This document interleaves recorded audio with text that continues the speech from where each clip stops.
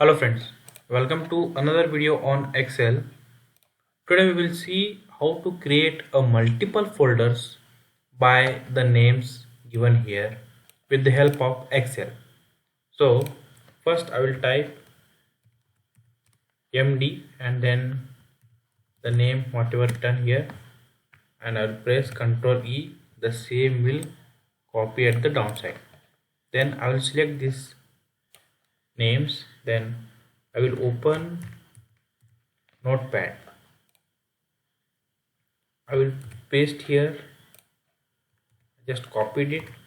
I will paste here, then I will save this notepad file by any name. I will call folder .bat. Don't forget to add bat, then say save. I will save it on desktop, then close it, minimize the Excel. Here your notepad file came here, just double click it, your all folders with their name appears. I hope you found this useful. Please share and subscribe to my channel. Thank you.